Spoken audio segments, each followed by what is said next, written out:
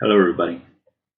This is a copy of the letter that I've been sending to every congressman and congresswoman in the United States of America.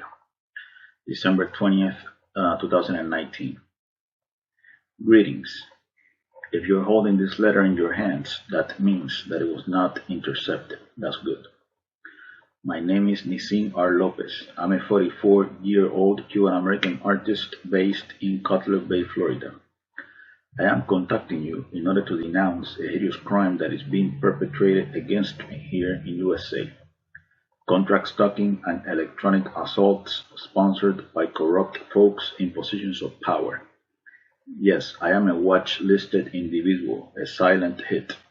I am an unwilling participant in an experimental government torture program.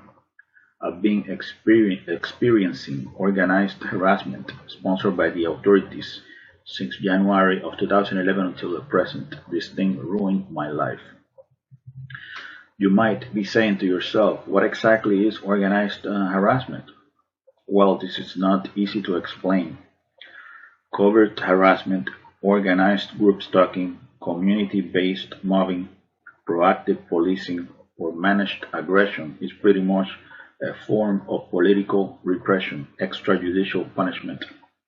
Organized stalking is a secret program of the U.S. government designed to destroy targeted individuals emotionally and psychologically through dark neurolinguistic programming and negative aversive stimuli, trauma-based conditioning. We're talking here about a multi-layered interagency program. Law enforcement is behind this, the intelligence community is behind this, and contractors are behind this as well. Yes, we're talking here about the Fusion Center Crime Syndicate, DHS, the FBI, the high-tech militarized police, and the private sector. HUMINT, human intelligence. That's what they call it. How does the harassment work? Well, we're talking here about heavy, overwhelming, multi-layered vigilante stalking. This is done to me every single time I go out into the general public, 365 days a year. Keep in mind that this has been going on since January of 2011 until today. The unjust, systematic harassment is done by a group of people in an organized fashion, using unethical means to torment, preoccupy, agitate, intimidate, and terrorize the isolated victim all the time, no matter where he goes. I'm talking about acts of provocation that are very well camouflaged. Street theater, invasion of space, intercepts, noise campaigns, vulgar gestures, mimicking, directed conversations, engineered collisions, orchestrated synchronicities, entrapment, etc. Obstruction of daily activities based on choice reference patterns. They know your precise coordinates at all times. You are under constant surveillance. The target is exposed to a stressor outside the range of usual human experience. He is kept in a state of anxiety and hypervigilance, in a state of functional disorientation, until he finally breaks down after years of indescribable psychological abuse. Basically, the harassment is meant to create a toxic artificial external reality that wanna drive you insane. That's for damn sure. Most victims of this program end up homeless, in jail, or in psychiatric institutions, isolated, with no support systems, system, relationships destroyed. Who are the agent provocateurs recruited by the authorities that constantly harass the targeted citizen in an organized fashion? They are called surveillance role players or confidential human sources. They believe they are patriots and heroes serving a noble cause. They come from all types of social backgrounds. These mindless automatons are brainwashed into believing that the target is a really bad person, a terrorist, a murderer, a sex offender, a wife beater, a drug trafficker, a thief, etc. A professional defamation campaign. These perps are enlisted through community programs such as InfraGard, Citizen Corps, and Neighborhood Watch. They are compensated with cash and gift cards. We're talking here about a clandestine civil military operation. There is no doubt that the command station for organized stalking is the Fusion Center. This is obvious. The primary multi-agency intelligence sharing network in Florida is the Florida Fusion Center, Florida Department of Law Enforcement, which is located in Tallahassee. And the Fusion Center that is the closest to me is the Homeland Security Bureau Southeast Florida Fusion Center, which happens to be the Fred Taylor headquarters for the Miami-Dade Police Department. This centralized technology center has different operational sections. Who is in charge of the Southeast Florida Fusion Center? Captain Brian Rafke, that's his name. Overall, contract stalking is psychological warfare, a secret, illegal, long-term, unconstitutional surveillance program that is designed to neutralize outspoken, politically incorrect freethinkers that are designated as enemies of the state, even if they're just innocent, harmless, law-abiding citizens that pose no real threat to anyone. Now, in case you wonder, they targeted me for the following reason. In late 2009, I made a politically incorrect presentation in Miami-Dade College Hialeah campus. I openly stated that September 11th was an inside job. On early 2010, they kicked me out of Miami-Dade College under false accusations. They portrayed me as a terrorist. They painted me as an anti-American. Miami-Dade College's threat assessment team, they reported me either to DHS or to the FBI. I know for a fact that they spoke to the Hialeah police. The authorities opened an investigation. In 2009, they visited some of my closest friends and forced them to collaborate in covert operations, exposing me to situational and conversational scenarios, to record me saying something out of line. These friends of mine felt threatened by the presence of the authorities. They couldn't tell me what was happening, and at the same time, they decided that they needed to get rid of me somehow. They all knew that I had been placed in a blacklist officially. They figured, this guy must never know that we conspired against him. He must never find out that we collaborated with the police. The so-called authorities, they couldn't find anything wrong with me. No criminal record, no drugs, no alcohol, no cigarettes, no drama, nothing. Just a guy into old school heavy metal rock. You see, Merciful Fate, King Diamond, my favorite bands. They decided to create a fake profile that will make me look like a deranged psychopath, since I am into death metal, horror films, and controversial literature. They would portray me as a perverted serial killer type just because they could. They have the power and people believe whatever they say. They are experts when it comes to character assassination. So, on January of 2011, I began experiencing heavy, overwhelming, multi-layered, coordinated stalking. The harassment was very, very, very intense, unbearable. I found myself in a virtual concentration camp. On late December of 2012, I ended up in a psych ward in really bad shape. This is what they wanted,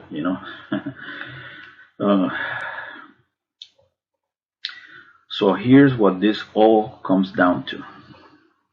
I've never done shit to anyone, but the government is working overtime in order to put me in jail under a false narrative. They're going around spreading lies, brainwashing people into believing that I am a murderous sexual predator. Where is the tangible, verifiable evidence supporting these wild allegations? If their claims are true, why don't they arrest me? They harass, isolate, and terrorize innocent people, but they protect criminals like the Boynton Beach cop Stephen Majorino, who raped a woman at gunpoint a few years back. How come they don't put this guy in the targeted individual program and force him into involuntary celibacy? You know, I think that's a very valid question. Aren't they emergency management vigilante hunters trying to make the world a better place? It is clear to me that these people in law enforcement and in the intelligence community are crooked. So, the leader of clandestine operations in the CIA, Elizabeth Kimber, she doesn't know anything about this nasty mind control behavioral modification program. General John W. Raymond, commander of the Air Force Space Command, he doesn't know anything about satellite weaponry and microwave bullets. The director of the Defense Intelligence Agency, Robert P. Ashley, he doesn't know anything about remote neuro monitoring and synthetic telepathy. The director of National Intelligence, Joseph Maguire, he doesn't know that targeted individuals are being tortured with directed energy weapons, forced to lash out. The director of the National Security Agency, Paul M. Nakason, he's never heard about the Signals Intelligence EMS scanning network. The Assistant Attorney General of the National Security Division, John Charles Demers, of the Department of Justice, he doesn't know about this legalized lawlessness. The director of the FBI's Terrorist Screening Center, Charles H. Cable, he doesn't know this horrendous surveillance abuse is taking place. The Undersecretary of Homeland Security for Intelligence and Analysis, David J. Glow, he doesn't know about these black ops. The president of the National Fusion Center Association, Mike Sena, he doesn't know anything about gang stalking. Of course, they all know this is going on. This is an unacknowledged special access program funded by the CIA, a military neuroscience experiment. They spend approximately $1 million a year on each subject, on each targeted individual. They got mainstream media on a leash so that they don't spill the beans. The media outlets, these are the gods of perception management, as I call them. The media outlets don't have a problem legitimizing the stories of U.S. diplomats harassed with microwave weapons in Cuba and in China, yet they refuse to validate the testimony of thousands of U.S. citizens that are being tortured with organized stalking and electronic assaults. The puppet masters behind this personality disintegration program, because that's what it is, will do anything in order to justify a multi-billion-dollar national security, counterterrorism, corporate military intelligence police state complex. Multi-billion or multi-trillion? Who knows, I know for a fact that weapons manufacturers like Lockheed Martin benefit from this. So, basically this is a human rights injustice beyond words. These are war crimes. So, my dear friend, I would like for you to think about something. The shadow government deep state criminal cabal is torturing me with classified military technology. They have me on remote neuro monitoring. I've been implanted with highly advanced nanotechnology that resonates with my biofrequency, NIH DARPA implants. So they have access to my unique brain signature. This is how they know my precise coordinates at all time, It turns out that my brain has become, a communications device, a broadcast antenna. Unbelievable.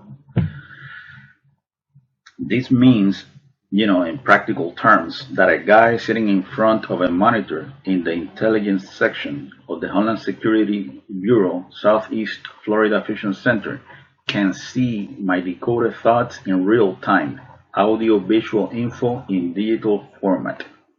Not only that, handlers can also implant words, phrases, images, impulses, and videos into my psyche, especially when I'm asleep. This is called artificial telepathy. They do this to me every night, 365 days a year, a mind rape operation, for damn sure, They implant, images of unnatural things, So basically, the long-term goal that these people have, doing this shit to me, is to modify me against my will and to turn me into an abomination, a bizarre re-education strategy, an inversion process, induced atrophy. That's what it is, basically. So all my mental data, all my psychic data is uploaded into their AI supercomputer that predicts behavior based on past choices. Basically, I'm a guinea pig, an expendable biospecimen in a secret military experiment. Electroencephalogram heterodyning, mind cloning. So here's a if they're doing this to me and I am a nobody, because basically I'm just an average guy, I'm not a public figure or a famous person or a politician or anything like that. I'm just a regular person. If they are doing this to me and I am a nobody, what's stopping the CIA from spying on the thoughts of President Trump? All they really need in order to put a person on remote neuromonitoring is a DNA sample.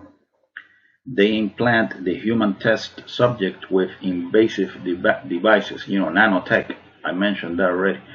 Once they get that DNA sample, they have access to your unique brain signature, which operates as an email address, biotelemetry, transmitter-receiver, brain-to-computer interface, integration completion.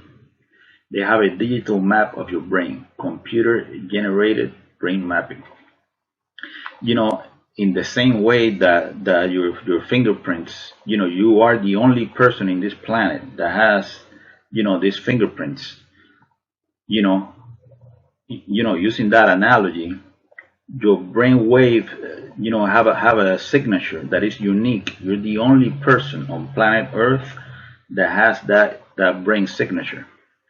So basically they implant you with the nanotech, and which resonates with your biofrequency, and so that's how they have access to your unique brain signature.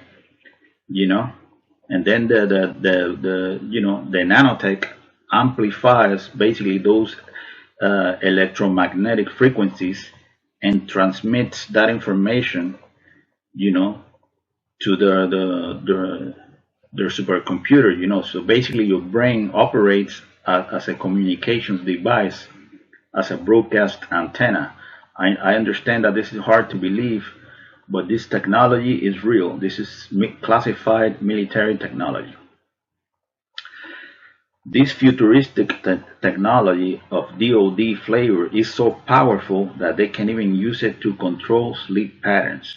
They can deprive you of sleep if they want to. They can inflict pain in any part of the body. They can target organs. They can also eliminate a person with an artificial heart attack that generates no forensic evidence. So we're talking here about an otherworldly technology that is years ahead of what people know. Black magic at the governmental level, Minority Report type of shit, The corrupt folks behind this interagency program must be exposed. They are trafficking the brainwave signatures of illegally targeted citizens, Is this not predatory behavior, Is this not modern day human trafficking? All in the name of counterterrorism. Keep in mind that there are thousands of targeted individuals in USA. I'm not the only one, maybe even more than 1 million, So, and then I end the letter like this. Thank you very much for your time. I apologize for any inconvenience. Bye. Signed, Mr. Nisin R. Lopez.